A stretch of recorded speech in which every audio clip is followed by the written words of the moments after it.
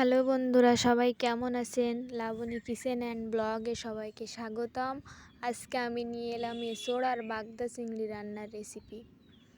দেখুন, তার জন্য আমি রসুন কেটে নিয়েছি, পেঁয়াজ কেটে নিয়েছি, আলু কেটে নিয়েছি, শুকনো ঝাল কেটে নিয়েছি, পিপিল শাক নিয়েছি, জিরে মরিচ নিয়েছি। এপাশে আমি লবণ হলুদ নিয়েছি, তেল নিয়েছি।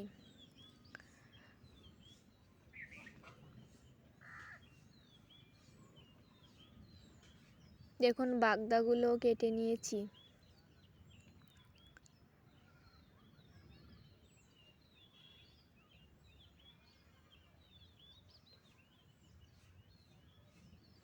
এঁচোড়টা এখনও কেটে পারিনি।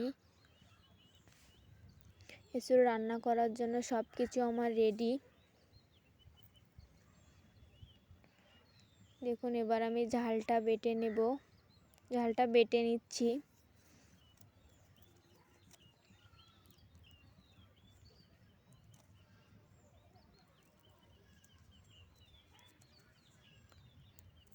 আর সবগুলো বাটা শেষ, ঝাল বাটা শেষ, পেঁয়াজ বাটা শেষ, রসুন বাটা শেষ, জিরে মরিচ আদা বাটা শেষ। পিপিল শাক নিয়েছি, আলু নিয়েছি, গরম মশলা নিয়েছি।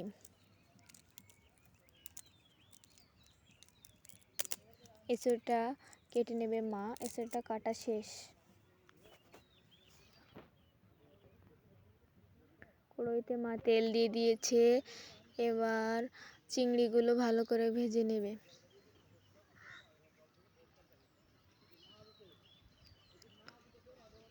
অল্প করে একটু লবণ দিয়ে দিচ্ছে।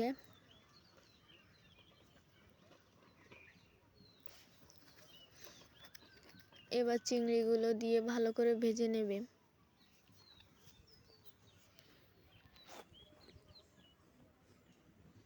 দেখুন, চিংড়িগুলো মা দিয়ে দিচ্ছে। আজকে দুজনে মিলে রান্না করছে। আমি ভিডিও করছি আর মা রান্না করছে।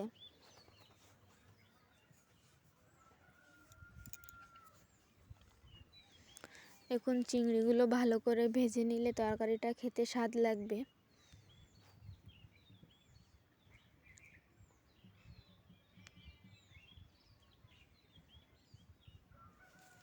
একটু বেশি সময় ধরে এই চিংড়িগুলো ভাজতে হবে।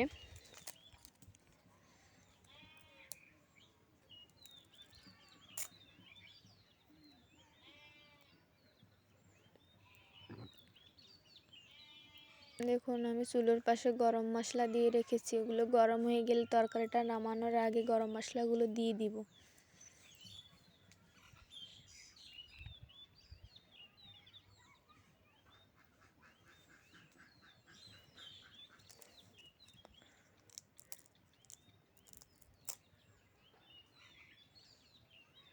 এখন এখনো ভাজা চলছে। পরিমাণ মতো হলুদ দিয়ে দিল, কারণ হলুদটা না দিলে মাছের রং সাদা থেকে যাবে আর হলুদ হবে না।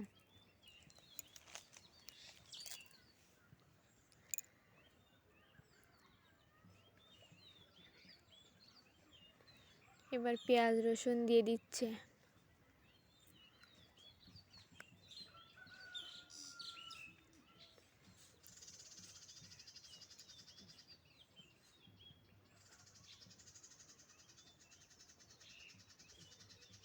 হালকা একটু জল দিয়ে দিচ্ছে, কারণ পেঁয়াজ রসুনগুলো বেশি আঁচ লেগে পুড়ে না যায়, এই জন্য। দেখুন, এবার ভালোভাবে নাড়িয়ে দিচ্ছে। এই পেঁয়াজ রসুনটা ভালোভাবে কষিয়ে কষিয়ে তারপর কড়াইটা নিচে নামিয়ে আনবে।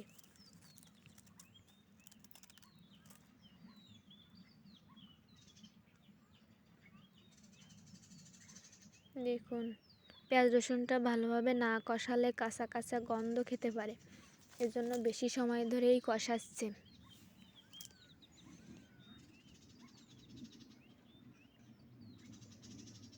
কষানো প্রায় শেষের পথে।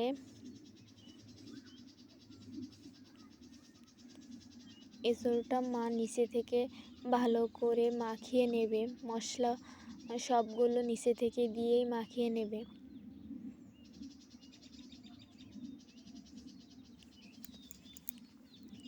দেখুন কষানো শেষ, মা কড়াইটা নামিয়ে এনেছে।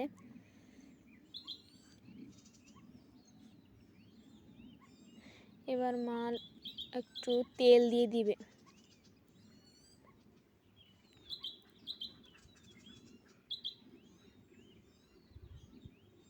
এবার এসর দিয়ে দেবে। দেখুন এসরটা দিয়ে দিচ্ছে।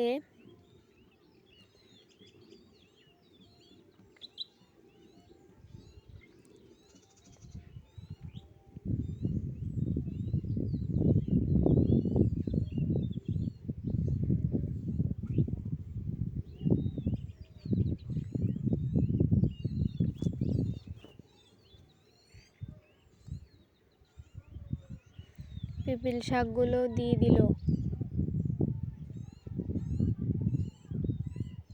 তেজপাতা দিয়ে দিল। আলু দিয়ে দিল।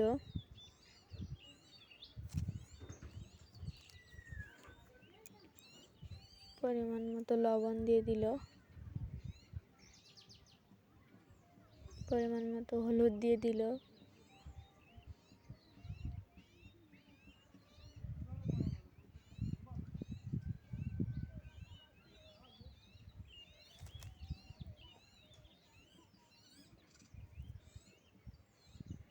ভালো করে নাড়িয়ে দিচ্ছে। দেখুন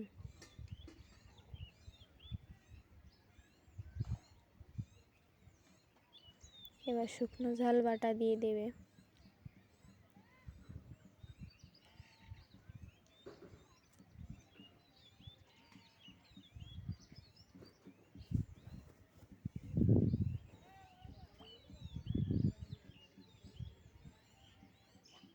দেখুন এভাবে ভালো করে মাখিয়ে নিচ্ছে।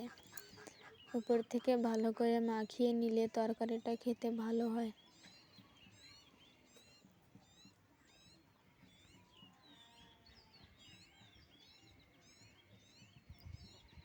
অনেক সময় ধরে মাখাচ্ছে। দেখুন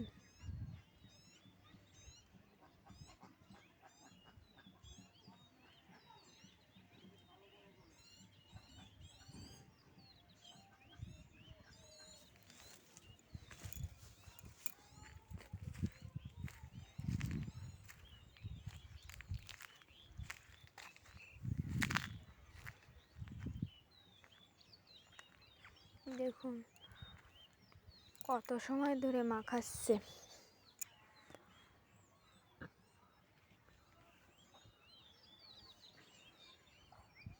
সামান্য পরিমাণে জল দিয়ে দিচ্ছে।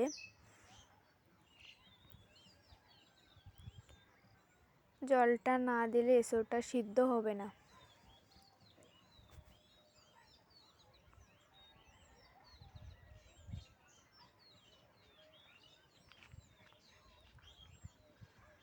দেখুন মা কড়াইটা চুলোর পরে দিয়ে দিয়েছে। এবার ঢাকনা দিয়ে ঢেকে দেবে।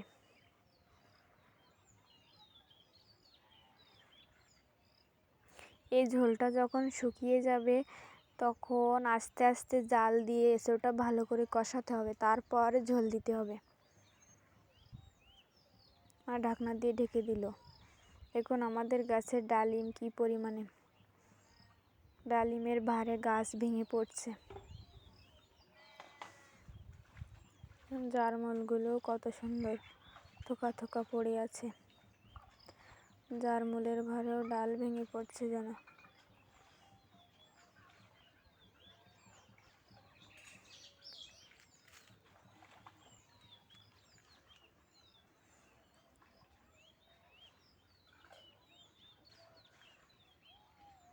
দেখুন লাল জারমূল খেতে অনেক টেস্টি।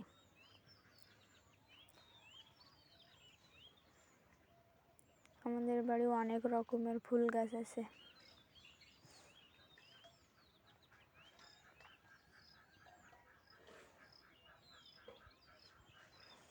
দেখুন এবার ঢাকনাটা উঠিয়ে দেখবে মা রান্না কত বাকি। দেখুন ঝোলটা শুকিয়ে গেছে। এবার আস্তে আস্তে জাল দিয়ে এঁচোড়টা ভালো করে কষাবে।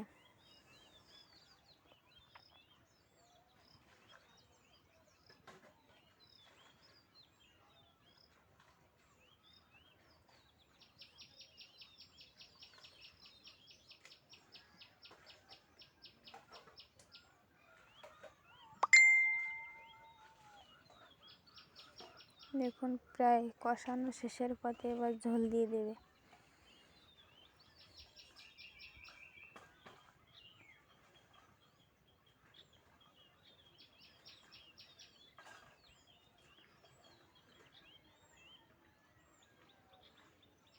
দেখুন মা ঝোল দিয়ে দিচ্ছে।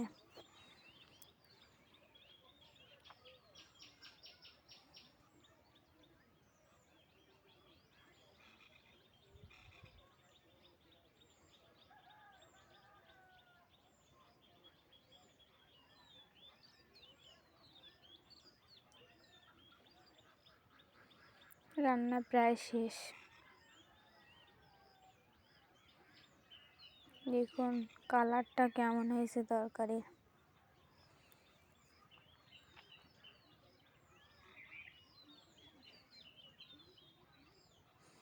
তরকারিটা নামানোর একটু আগে গরম মশলাগুলো বেটে দিয়ে দিব।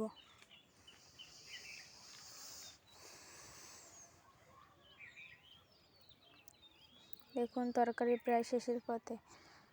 আপনাদের যদি আমার রান্নাটা দেখে ভালো লেগে থাকে তাহলে লাইক, কমেন্ট এবং সাবস্ক্রাইব করে দেবেন।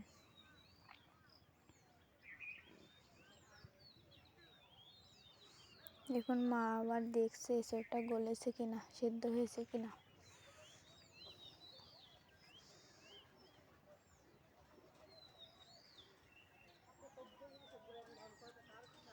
দেখুন রান্নাটা প্রায় শেষ, এবার মা তরকারিটা নামিয়ে নেবে।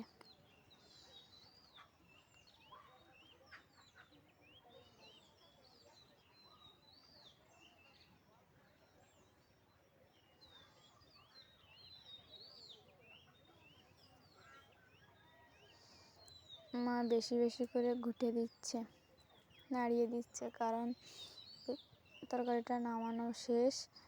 আপনাদের যদি আমার রান্নাটা দেখে ভালো লেগে থাকে তাহলে লাইক, কমেন্ট এবং বেশি বেশি করে শেয়ার করে দেবেন। সুস্থ থাকেন, ভালো থাকেন। এই পর্যন্ত, আবার দেখা হবে নতুন আরেকটি ভিডিও নিয়ে।